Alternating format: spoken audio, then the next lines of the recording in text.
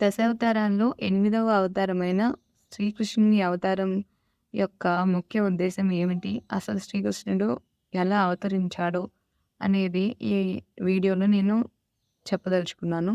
అయితే శ్రీకృష్ణుడు అవతరించడానికి ముందు ఏం జరిగింది అంటే, ఎంతోమంది అసురులు, రాక్షసులు పూర్వం భూమిని ఆక్రమించుకుంటూ వారే గొప్పవారు, వారే అందరికంటే అధికులు అని నిరూపించుకోవాలని చాలా రకాలుగా భూమిని ఆక్రమించుకుంటూ ఎన్నో పాపాలను చేశారనమాట.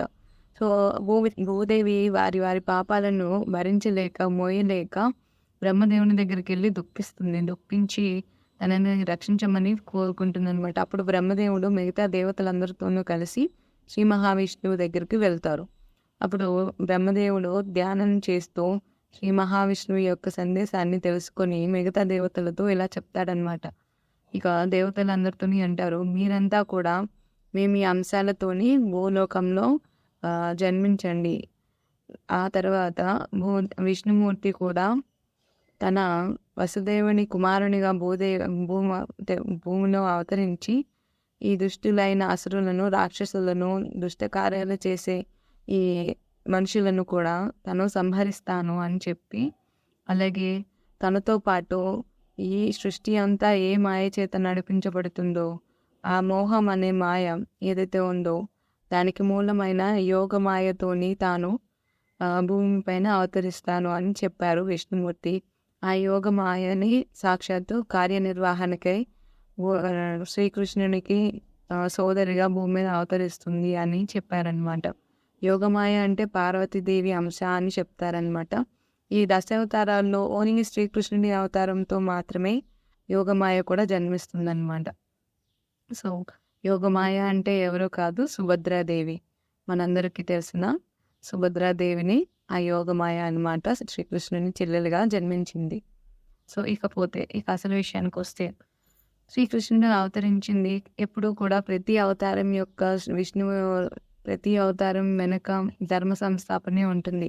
సో భూమిపైన పెరిగిపోతున్న అధర్మాలను, పాపాలను, అసురులను, రాక్షసులను, మనుషుల్లో కూడా ఉండే ఆ పాపాలను చేసే ఆలోచనలు ఇవన్నీ ఎక్కువైపోయినాయి అన్నమాట. సో వీటన్నిటినీ ఆపడానికై, భూమిలో మళ్ళీ ధర్మాన్ని పునర్నిర్మాణం చేయడానికై శ్రీకృష్ణుడు జన్మించాడు.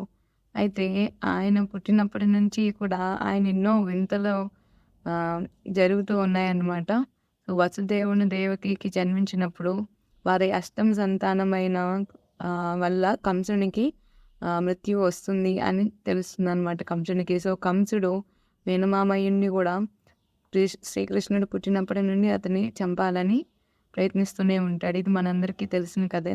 కృష్ణుని యొక్క లీలలు అన్నీ మనం భాగవతంలోనూ చూస్తూ ఉన్నాము, తెలుసుకుంటూ ఉన్నాము. అయితే కృష్ణుని యొక్క జన్మకు అర్థం ఏమిటి అనేది మనకు తెలిసింది కదా. ఆయన చాలా సందేశాలను ఇచ్చారు. తానే భగవంతుడు, తానే పరబ్రహ్మను అని తెలిసేలాగా ప్రవర్తించిన అవతారము శ్రీకృష్ణుడి అవతారమే. శ్రీకృష్ణుడి ప్రతి పనిలోనూ అది మానవ మాతృలకు సాధ్యం కాదే. గోవర్ధనగిరిని చిటికెన వేలుతో ఎత్తడం, సముద్రంలో ద్వారకను నిర్మించడం ఇవన్నీ మానవ మాతృలకు సాధ్యం కావు. కానీ ఆయన చేసి చూపించాడు, మానవ రూపంలో కూడా ఉండి. అంటే ఒక విధంగా ఇండైరెక్ట్గా ఆయన మెసేజ్ ఇస్తూ వచ్చాడు. ఆయన పరబ్రహ్మ అని, పరమాత్మ అని అందరికీ తెలిసేలాగా వచ్చాడనమాట. అయితే ఇక మెయిన్ పోర్షన్, కృష్ణుడి యొక్క మెయిన్ అవతారంలో మేజర్ పార్ట్ దేనికి వస్తుంది అంటే కురుక్షేత్ర యుద్ధం. సొంత అన్నదమ్ములైన కౌరవులు, పాండవులే ఒకరంటే ఒకళ్ళు ఈర్ష్య భావంతో వాళ్ళు ఎదగనీయకుండా చేశారనమాట పాండవులని.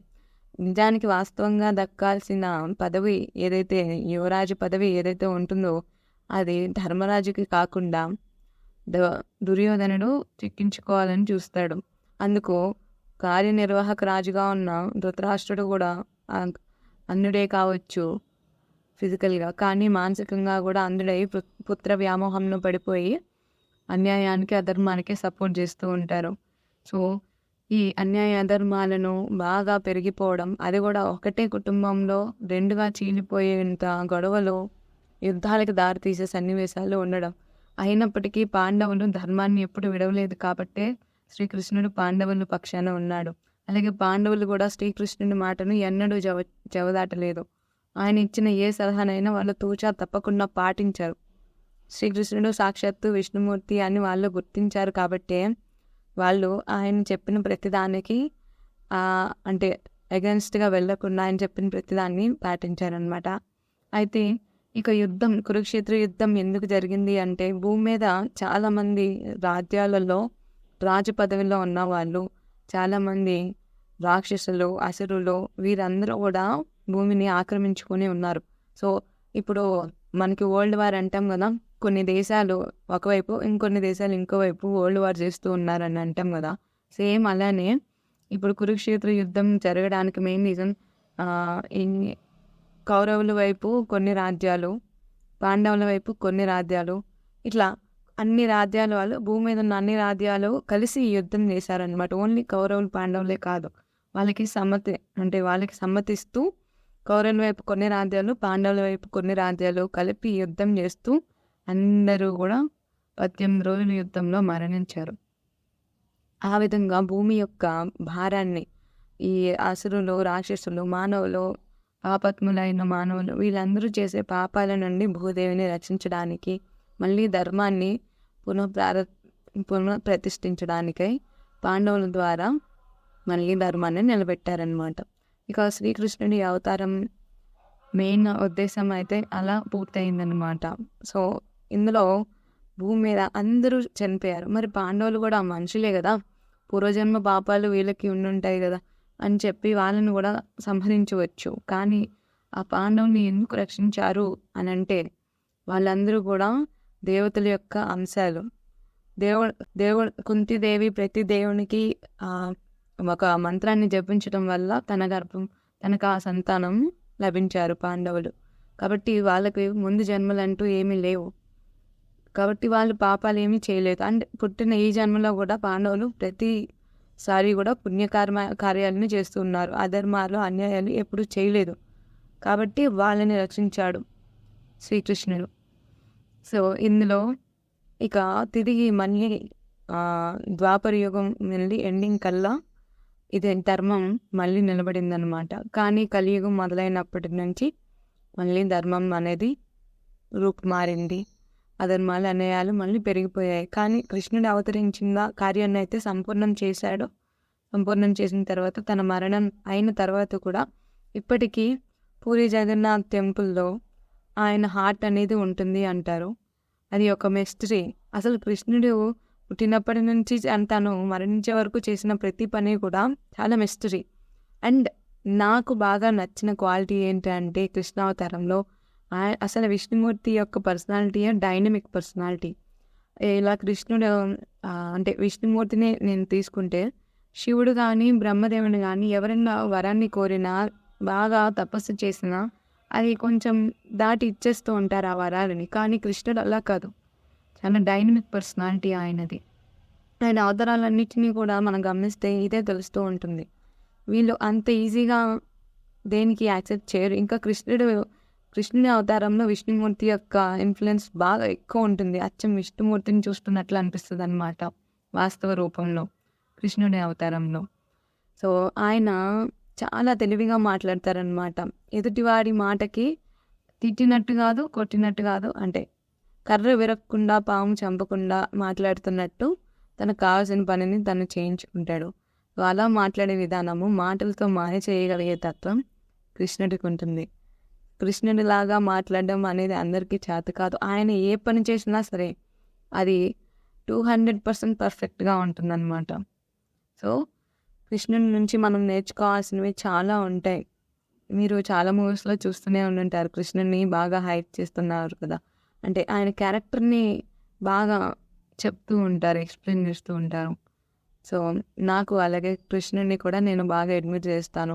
హరే కృష్ణ కృష్ణ కృష్ణ హరే హరే, హరే రామ రామ రామ హరే హరే.